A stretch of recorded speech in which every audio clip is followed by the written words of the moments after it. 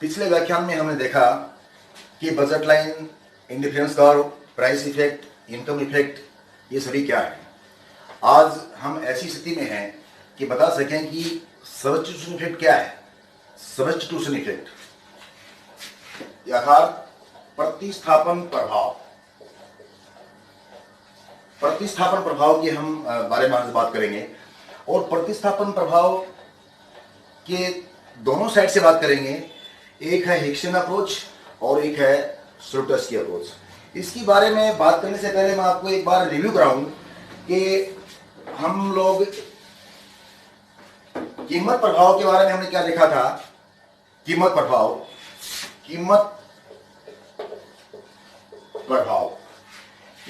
के बारे में हमने क्या देखा था कि उपभोक्ता की इनकम, मैनी इनकम और किसी एक वस्तु की कीमत के स्थिर रहने पर, उपभोक्ता की इनकम स्थिर रहेगी और किसी एक वस्तु की कीमत के स्थिर रहने पर दूसरी वस्तु की कीमत में परिवर्तन होने पर उपभोक्ता की मांगी गई मात्रा पर क्या प्रभाव पड़ता है, उस प्रभाव का क्या नाम था, कीमत प्रभाव। जिसको डायग्राम के बारे में मैंने बताया आपको कि ये कीमत प्रभाव। सपोज कीजिए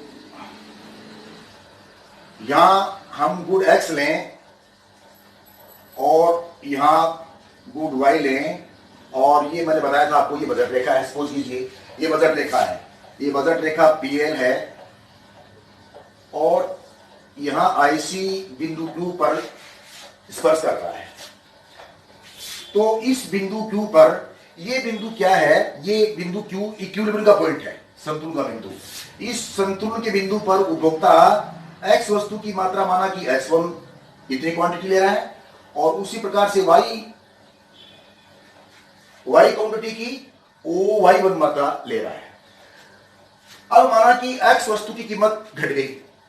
प्रतिस्थापन प्रभाव ज्ञात करने के लिए हमें क्या माना है कि उपभोक्ता की मौद्रिका स्थिर रहे और दूसरी वस्तु की कीमत भी स्थिर रहे। और जब एक वस्तु की कीमत में परिवर्तन होता है तो उसकी मांगी गई मात्रा पर क्या प्रभाव पड़ता है, that will be price effect. तो अब माना कि x वस्तु की कीमत घट गई। x वस्तु, यहां क्या ले रहे हैं, x वस्तु की कीमत घट गई।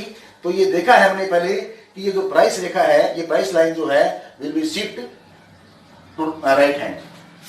ये बजट रेखा शिफ्ट होकर के इस प्रकार से, ये माना कि बजट रेखा पहले पीएल थी, अब पीएल1 होगी। अब नया इक्विलिब्रियम कहां होगा, नया इक्विलिब्रियम इस आईसी सेकंड के बिंदु आर पर है। इस आर बिंदु पे ऊपर, ये फिर आर बिंदु क्या है, ये इक्विलिब्रियम का पॉइंट है, इक्विलिब्रियम का पॉइंट। इस आर बिंदु के ऊपर उपभोक्ता एक्स वस्तु की मात्रा माना कि OX2 ले रहा है, बढ़ाता है क्योंकि एक्स वस्तु सस्ती हो गई पहले से, तो नेचुरली वो एक्स वस्तु की मात्रा बढ़ाता है। साथ में कुछ वाई वस्तु की मात्रा भी बढ़ा ले रहा है, इसकी मात्रा OY2। तो ये दो इक्विलिब्रियम हमारे पास में आ गई, एक Q और एक R। इन दोनों के भी आपस में अपन मर्ज करें, एक रेखा से मर्ज करें। एक रेखा से मर्ज करेंगे तो माना कि ये इस प्रकार से मर्ज कर रहा हूं मैं, यूं आ रहा है ये। इसका नाम क्या बताया था मैं आपको, पीसीसी।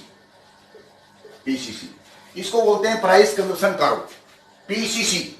इसको बोलेंगे हम प्राइस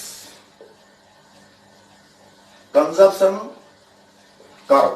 प्राइस कंजप्शन कर्व ही वास्तव में कीमत प्रभाव को दिखाता है।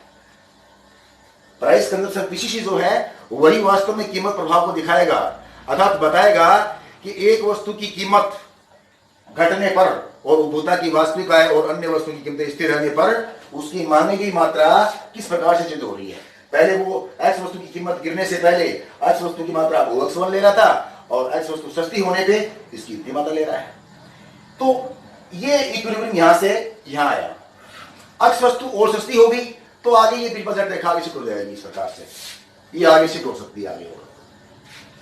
तो ये था कीमत प्रभाव। उसी प्रकार से हमने देखा कि आय प्रभाव क्या था।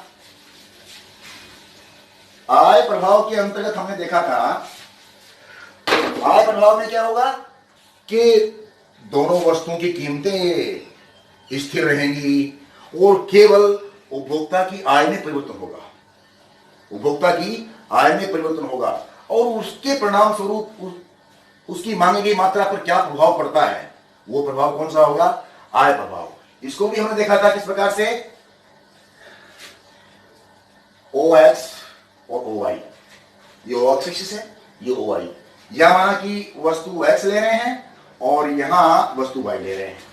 अब माना कि बजट रेखा, शुरुआत में बजट रेखा हमारी क्या है, PL, और इक्विलिब्रियम पॉइंट जहां IC स्पर्श कर रहा है बजट रेखा को, तो on that point it will be equilibrium point.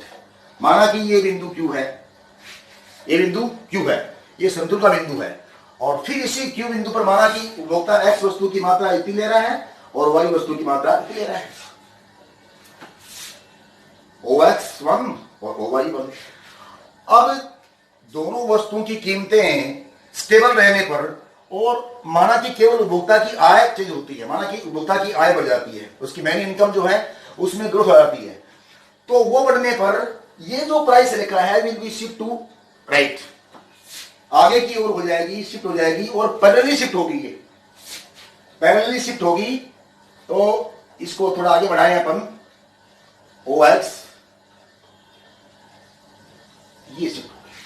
अब इसको नया नाम दे दीजिए, ये था P1 और L1, और अब उपभोक्ता संतुलन में है, इस IC सेक्शन के बिंदु S पर संतुलन में है, यानी कि दोनों वस्तुओं की कीमतें यथास्थिर रहने पर और केवल उपभोक्ता की आय में परिवर्तन आ रहा है, उपभोक्ता की आय बढ़ रही है। और ये चीज हमें कब पता लग रही है कि ये जो रेखा है, ये जो लाइन है, वो पैरेलली रूप से ऊपर की ओर शिफ्ट हो रही है, यानी कि उपभोक्ता की आय बढ़ गई है, और आय बढ़ने का परिणाम क्या होगा कि कंज्यूमर जो है वो दोनों ही वस्तुओं की मात्रा ज्यादा लेगा, वस्तु X की और वस्तु Y की। देखें, ये X वस्तु की मात्रा ज्यादा ले रहा है OX2, और उसी प्रकार से वस्तु Y की मात्रा ले रहा है, ये इतनी ज्यादा मात्रा ले रहा है, X की मात्रा कितनी बढ़ाई उसने, इतनी बढ़ाई, और Y की कितनी बढ़ाई, इतनी बढ़ाई। तो ये हमारे पास में दो बिंदु हैं, ये दो पॉइंट हैं, बिंदु Q और बिंदु S। इन दोनों को वापस आपस में मिलाएं, किसी कारण से मिलाएंगे तो इसका नाम होगा ICC। पहले वाला क्या था, PCC, तो ये बनेगा ICC। इसका मायने क्या होता है, ICC का मतलब income consumption curve, income consumption curve, यानी कि आय, उपभोग व कर, यही वास्तव में आय प्रभाव को भी दिखाता है। तो इस आय प्रभाव से यह पता लग रहा है हमें कि उपभोक्ता की दोनों वस्तुओं की कीमतें स्थिर रहने पर और उपभोक्ता की आय में परिवर्तन होने पर उसकी खरीदी गई मात्राएं पर क्या प्रभाव पड़ रहा है, वो क्या है, आय प्रभाव। अब ये हमने दोनों देखे। अब हम ऐसी स्थिति में हैं कि बता पाए कि सब्स्टिट्यूशन इफेक्ट क्या है, प्रतिस्थापन प्रभाव क्या है, इसके बारे में हम चर्चा करेंगे। प्रतिस्थापन प्रभाव,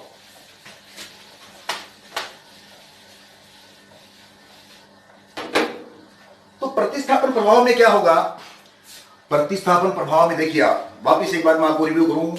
कीमत प्रभाव में क्या था, एक वस्तु की कीमत स्थिर थी, उपभोक्ता की आय स्थिर थी, और किसी दूसरी वस्तु की कीमत में परिवर्तन होने पर उपभोक्ता की मांग की मात्रा पर क्या प्रभाव पड़ा, कीमत प्रभाव। आय प्रभाव कौन सा, दोनों वस्तुओं की कीमतें स्थिर और केवल उपभोक्ता की आय में परिवर्तन के परिणाम स्वरूप पड़ने वाला प्रभाव क्या हुआ, आय प्रभाव। अब प्रतिस्थापन प्रभाव के अंतर्गत क्या होगा, केवल सापेक्ष कीमतें बदलेंगी, रिलेटिव प्राइसेस, रिलेटिव प्राइस में चल जाएगा केवल।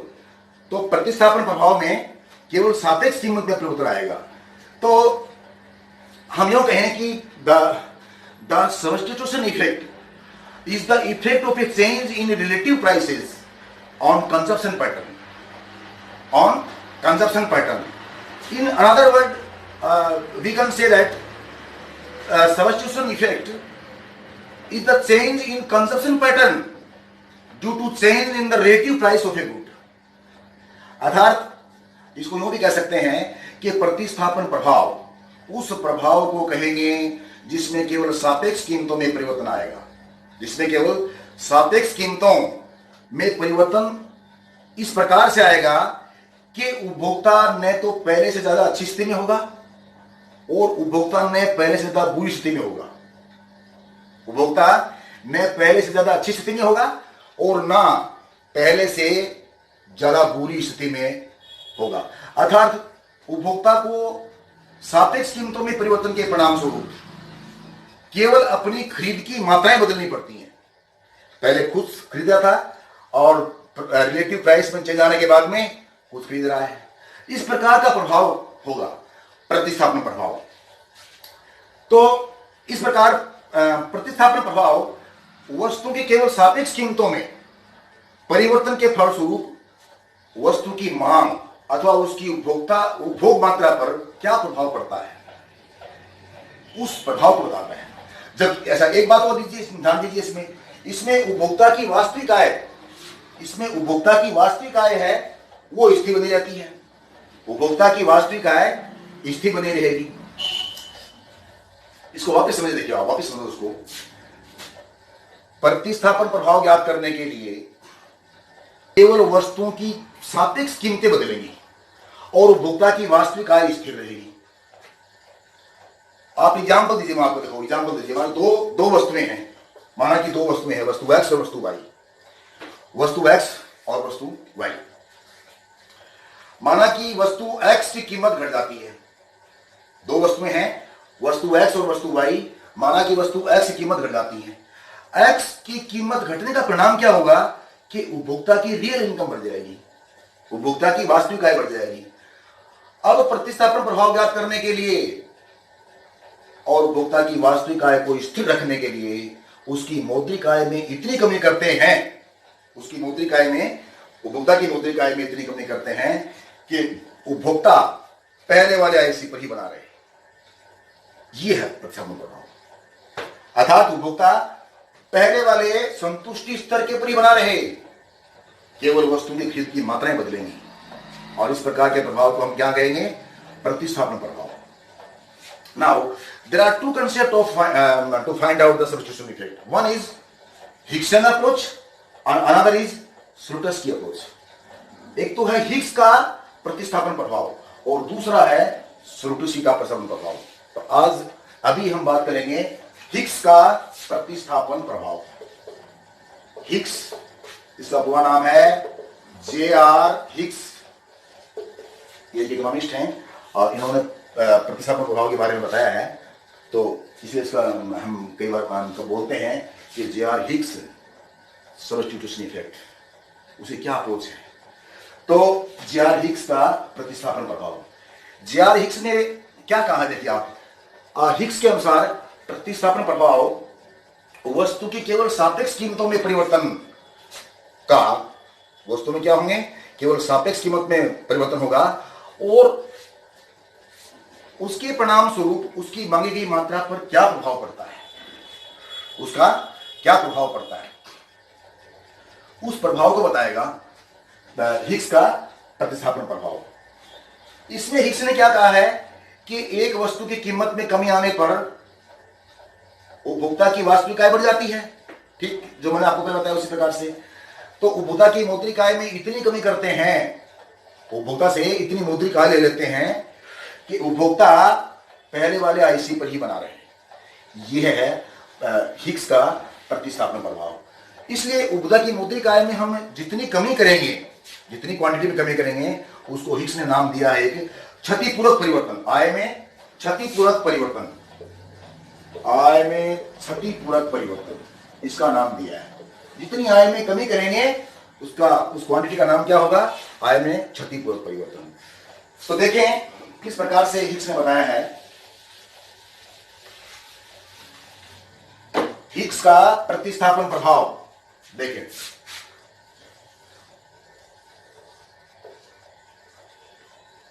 यहां ओ एक्सिस और यहां ओ वाई एक्सिस। यहां हम ले रहे हैं गुड एक्स और यहां गुड वाई। शुरुआत में माना प्रारंभ में ये बजट रेखा है, ये बजट रेखा पीएल है। माना ये क्या है, बजट रेखा पीएल। अब एक आईसी ड्रॉ करें।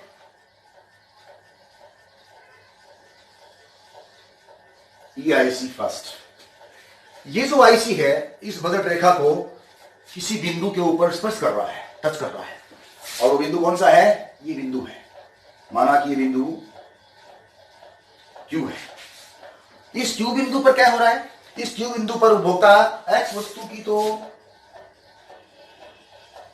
ओ एक्स वन मात्रा परचेज कर रहा है और वाई वस्तु की ओ वाई वन मात्रा परचेज कर रहा है। ये शुरुआत की स्थिति है। अब क्या हो रहा है कि प्रतिस्थापन प्रभाव ज्ञात करने के लिए, माना कि एक्स वस्तु की कीमत गिर गई। हमारे पास में दो वस्तु आगे चल रहे हैं हम, एक कमोडिटी एक्स है और अनदर इज वाई। तो एक एक्स वस्तु की कीमत गिर गई, तो ये जो बजट रेखा है वो इस प्रकार से आगे शिफ्ट आती है। इस बात को हम जानते हैं। तो ये बजट रेखा पहले क्या थी? PL थी। अब ये बजट रेखा क्या हो जाएगी? PL1।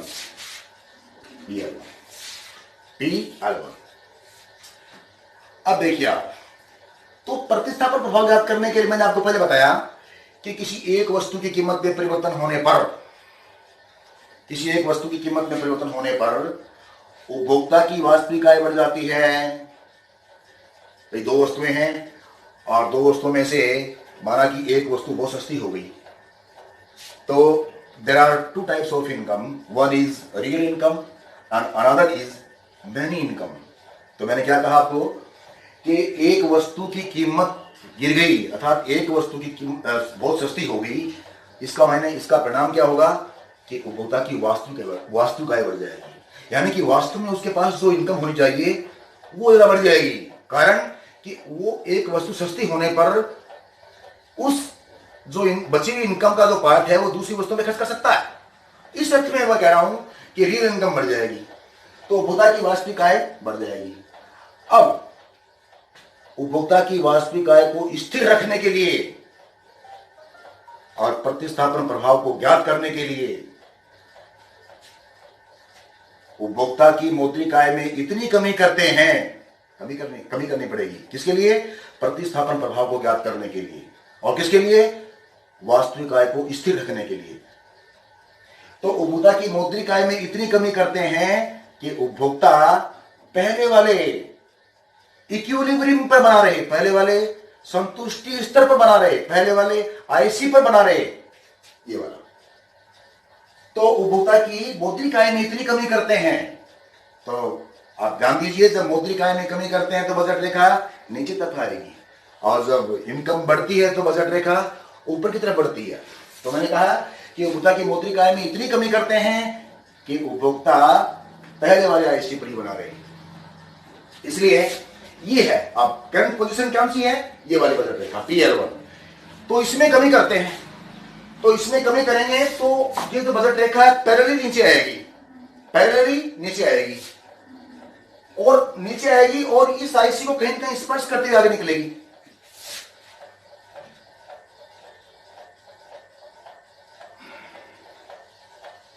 ये अब ये बजट रेखा जो थी PL1, ये नीचे गिर करके, पैरेलली गिर करके इसका नाम दे दिया मैंने, ये माना कि A और B है। अब ये हमारी नई बजट रेखा हो गई, यानी कि ये आय में गिरावट को बता रही है, मौद्रिक आय में गिरावट को बता रही है। और मौद्रिक आय में गिरावट हुई है, इसके साथ ही ये बजट रेखा जो है इस पहले वाले आईसी को एक बिंदु पर स्पर्श करते हुए निकल रही है, और वो कौन सा बिंदु है? वो बिंदु है R। वो बिंदु है R। अब देखिए आप, पहले कंज्यूमर कहां था? बिंदु Q पर, और वो बिंदु Q के ऊपर वस्तु X की इतनी मात्रा ले रहा था, और उसी प्रकार वस्तु Y की OY मात्रा ले रहा था। अब उपभोक्ता की मौद्रिक आय में कमी की तो इस आईसी को इसने स्पर्श किया, यानी कि पहले अपना इक्विलिब्रियम पॉइंट था बिंदु Q, अब अपना इक्विलिब्रियम पॉइंट है वो है बिंदु R। तो इस R बिंदु के ऊपर अब उपभोक्ता X वस्तु की इतनी मात्रा लेगा, OX2, और Y वस्तु की इतनी मात्रा लेगा, OY2। यानी कि पहले खरीद की मात्राएं क्या थी उसकी, OX1 और OY1। अब क्या है, X वस्तु ज्यादा ले रहा है, X वस्तु ज्यादा ले रहा है, कारण कि X वस्तु सस्ती हुई थी इसलिए, और Y वस्तु की मात्रा उसने कम कर दी क्योंकि उसकी आय में हम कमी कर रहे हैं। तो प्रतिस्थापन प्रभाव वस्तु की सापेक्ष कीमतों में परिवर्तन के परिणाम स्वरूप उसकी मांगी गई मात्रा पर क्या प्रभाव पड़ता है, उस चीज को बताता है। तो उसकी मांगी गई मात्रा पर क्या प्रभाव पड़ा, यह प्रभाव पड़ा कि उसने X वस्तु की मात्रा ज्यादा कर दी, ज्यादा कितनी, इतनी, और Y वस्तु की मात्रा को कम कर दिया। कितना कम कर दिया, इतना कम कर दिया। अर्थात तुम इसको यूं कहूं कि उपभोक्ता जो है, कंज्यूमर जो है, पहले पॉइंट Q पे था, अब कहां आ गया, पॉइंट R पर। तो ये Q to R, ये बिंदु Q से बिंदु R पर आ गया, और वास्तव में बिंदु Q से बिंदु R पर आना ही उपभोक्ता के लिए प्रतिस्थापन प्रभाव को दिखाता है। बिंदु Q से बिंदु R पर, या यूं कहें कि बिंदु Q से बिंदु R तक की गति जो है, मोशन जो है, that will be called substitution effect. तो Q to R क्या हो गया, सबस्टिट्यूशन इफेक्ट। ये बिंदु Q से R तक की जो गति है वो क्या कही जाएगी, सबस्टिट्यूशन इफेक्ट। तो ये था हिक्सन अप्रोच और सबस्टिट्यूशन इफेक्ट। Thank you.